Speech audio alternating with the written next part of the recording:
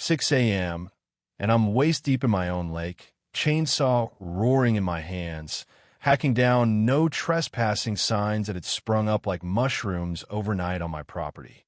Imagine the smell of gas fumes slicing through that early morning mist while I'm sawing away at steel posts I definitely never planted. 8 months of backbreaking work, 67 grand of my inheritance. Gone into turning 47 acres of swamp into a place where families fish and kids swim without worrying about what's under the water. You ever have one of those mornings where you're half convinced you're dreaming, except everything hurts way too much to be fake? That was me. And right when I think things can't get weirder, this bleach blonde HOA president glides up in a white BMW, sheriff's deputy in tow. She claims the whole damn lake, not just a part, the entire thing, belongs to her neighborhood association. Says I've been trespassing for months, even though she's watched me bust my ass every single day. I nearly lost it right there. But here's what she didn't know. I had every receipt, every permit, every piece of paper, a stack so thick it could turn her little power trip into a legal nightmare she'd never wake up from. I gotta ask you, what would you do if someone just tried to steal your life's work right from under you? And don't just sit there. I want to hear your own HOA horror stories after you hear mine. Let me rewind the tape about 6 months before this mess started. Back then, I was just Dex Romano, 52, divorced, mad as a hornet, living in a shoebox apartment in Bakersfield where the HOA had more rules about doormats than Congress has about pork. 23 years as an electrician, fixing up other people's messes. My marriage died the same week my grandpa's construction business finally sold. She got the house, the boat, and probably a piece of my sanity. All I got was my old pickup, a battered toolbox, and $180,000 from Gramps' estate. The most money I'd ever seen in my life. So, there I was 2 in the morning, scrolling through rural property listings with a glass of cheap whiskey and enough spite to fuel a rocket when I saw it. 47 acres in Shasta County. The listing called it a recreational lake, but honestly, the photos looked like a crime scene. Brown water, cattails dead as disco, a dock sagging like it just heard bad news. The first time I drove up, I could smell it before I got out of the truck, stagnant water, rotting plants, and, I swear, something that might have been a family of skunks. But I saw bones under all that mess. The auction paperwork mentioned it used to be a bass fishing hotspot back in the 80s, before some hermit named Eddie Kowalski let it rot. I bid $127,000, won it that afternoon. The first 4 months nearly killed me. Rented a dredge that sounded like the devil's weed whacker and worked from sunup till my hands looked like raw hamburger. But miracle of miracles, the water started to clear. And I learned quick. Moving water is clean water. I rigged up solar aerators to keep algae at bay, and, not gonna lie, I started getting attached. By month 6, the lake was 8 feet deep, and so clear you could see bass circling like they were planning a parade. Families started asking if their kids could swim in the shallows. The crunch of gravel as people pulled up became my favorite sound in the world. Miguel, a local fishing guide, started bringing clients on weekends.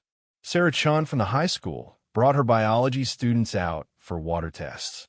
For the first time since my marriage blew up, I felt like I was building something that mattered. And that's right when the devil herself showed up. Her name was Brenda Kowalski, 59, hair so blonde it probably glowed in the dark, sunglasses worth more than my truck. She pulled up in her white BMW on a Tuesday morning, clutching a clipboard like a weapon. Didn't even knock, just strolled across the line with her heels snapping on my gravel. "Excuse me," she says, not ask, says, "I need to verify your permit status for this water management operation." I stood up, drill in hand. "Ma'am, this is private property. You need permits to be here."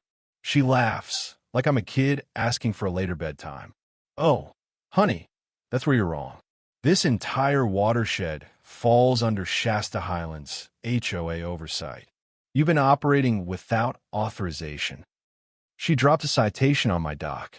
Fines starting at $2,500 if I don't stop immediately. And as she storms off, I realize this isn't just a nosy neighbor. This is war. Within 2 days, I've got every government agency you can imagine crawling over my place. Fish and Game, Water Quality Board, County Planning, all following anonymous complaints. Each one shows up, squints at my lake, then leaves scratching their head. One guy even said, "Sir, this is the cleanest water in Shasta County. What am I supposed to cite you for?" But Brenda didn't care about facts. She weaponized bureaucracy, figuring even if I was squeaky clean, the process would break me. You know that slow, grinding rage when you know someone's out to get you, and there's nothing you can do but play by their rules? That was my daily mood. Finally, County Planning Inspector Rodriguez cracks and tells me, "Between you and me, the lady filing these complaints doesn't know squat about environmental law. Time to fight fire with fire." So I spend a Saturday buried in the county recorder's office. Dust, flickering lights, boxes full of old records. But I find it, the dynamite. Turns out, Brenda's Uncle Eddie built the lake in '62 as part of a gravel mining operation. No protected wetlands, no endangered frogs, just a man-made pond. But here's the kicker. When the Shasta Highland subdivision went up in '98, they skipped the watershed impact study. For 25 years, their storm runoff poisoned my lake. Under California law, they could be on the hook for every cent of cleanup. I copied everything, filed counter-complaints that had Brenda's name all over them. By Monday, I watched county inspectors invade Brenda's neighborhood. They tested runoff, checked drains, asked questions. I could almost taste the revenge. But the boundary dispute threw everything into limbo. Turns out, nobody really knew where the lines were drawn. The 1962 survey didn't match the 1998 map. Miguel, my fishing guide, just laughed. If they're confused about your boundary, they're confused about hers. She just handed you a loaded gun, amigo. That week, Tom, a contractor buddy, comes over with some beers and drops a bomb. Brenda's been trying to get the HOA board to approve $25,000 for lawyers. Residents are ticked off. The board's starting to turn on her. Many twist. Her own neighbors are starting to ask, what's her obsession with this lake? Then came Brenda's next move, a social media smear campaign straight out of a politician's playbook. Overnight, Facebook groups full of concerned citizens popped up, complete with fake outrage and professional graphics. My equipment was suddenly destroying wetlands. Photos from early dredging work, labeled as ongoing environmental disaster. 3 real Highlands residents, who'd never even seen the lake, became her missionaries, spreading the word in every coffee shop. And the money squeeze. Martinez Electric started demanding double deposits. Equipment rental companies wanted cash. My bank froze my construction loan. It was like being squeezed by a boa constrictor, except the snake wore designer heels. Then, on a night when I was just about ready to throw in the towel, a miracle. I walk out and find 3 families fishing on the dock. Maria Gonzalez thanks me, tears in her eyes, says her daughter put down her phone to watch the sunset. Whatever you're doing, don't stop. And I realized maybe the way out wasn't legal. Maybe it was community. Next Saturday, I put up a sign, Lake Restoration Day, free family event. 53 people showed up. Miguel taught fishing, Sarah taught water science. The sound of kids laughing was better than revenge. Brenda watched from the property line, engine running, sunglasses on, looking more like a PI than a president. That afternoon, Martha, a 78-year-old local, brought over a photo album. My daddy helped dig this lake in '62, she says. She points at a picture, Brenda as a kid, scowling at the camera. She's been fighting outsiders since the start. Suddenly it clicked. This wasn't about environmental law. This was a 30-year grudge, waiting for the right moment. Then came the cease and desist letter. White Shoe Law Firm, big city address, demanding I stop all work and pay $50,000 for unauthorized improvements. My lawyer friends all said the same thing. You're in deep decks. These people don't lose. I almost gave up. But then, in the county law library, surrounded by old law books and hope, I found the golden ticket. Turns out, the HOA never filed their claim with the state water board. No state filing, no case. Miguel set me up with Judge Brennan, a retired local judge who hated bullies more than anyone. He looked at my paperwork, chuckled, and said, "They've made rookie mistakes. How would you feel about turning their intimidation into a counterattack?" Within days, Brennan was running the show. Financial forensics, legal filings, prepping evidence. Martha became our historian, Sarah our scientist, Tom our intelligence guy. Even local reporters started sniffing around for a David versus Goliath story. Then came the sabotage. My aerators burned out. Electrical systems failed. $4,200 in repairs, right when I needed every cent for the legal fight.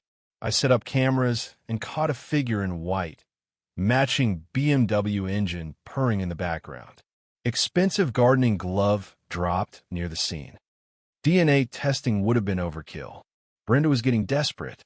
Meanwhile, inside the HOA, things were coming apart.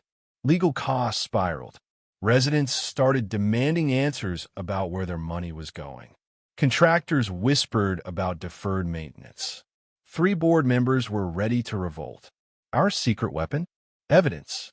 Sarah's water reports, Miguel's economic data, Martha's decades-old photos, Tom's inside gossip. And when the media started covering my story, everything changed. Residents rallied. Donations poured in. Local businesses offered free labor. Even Brenda's own supporters began to melt away. Then came the public showdown. Hundreds packed the HOA meeting. Brenda gave her speech, charts, legal jargon, a desperate voice cracking in the heat. Judge Brennan calmly laid out our evidence. Emails, meeting minutes, handwritten notes. Romano property acquisition target identified. When Brenda realized she'd been caught, she snapped, screaming about outsiders and community values. And the crowd turned. Martha stood up, calm as ever, and called Brenda out for what she was, a woman throwing a 60-year tantrum because she didn't get what she wanted. That was the breaking point. A sheriff's deputy served her with criminal papers right then and there, conspiracy, fraud, harassment. The board voted her out. The crowd cheered. The BMW peeled out of the parking lot, engine screaming like a banshee. 30 days later, the dust settled. The judge confirmed my ownership for good. Every one of Brenda's claims dismissed. The HOA had to cough up my legal costs, pay damages, even reimburse me for back taxes. Brenda lost her real estate license, filed for bankruptcy, and ended up selling her own house to cover the mess. My lake, once a joke, became a family paradise. Visitors tripled, the local economy got a boost, kids learned to fish and study science. Me? I found a new career, lake restoration consulting, helping other folks stand up to bullies. But more important than the money or the land or even the win was what I learned about people. Sometimes the only way to stop a bully is to get louder, stand taller, and pull everyone together. Sometimes justice isn't delivered by the courts, but by neighbors who finally see through the lies. So let me ask you, where's the line between defending what's yours and becoming the thing you hate? When does standing your ground turn into revenge? And have you ever been in a fight where the only way to win was to get everyone else involved? I want to hear your stories, your HOA nightmares, your neighborhood showdowns, your moments where you said enough is enough. Drop a comment. Tell me what you think. Because if there's one thing I know for sure now, it's that the little guy can win. Sometimes, karma really does come with a tow truck and a sheriff's badge.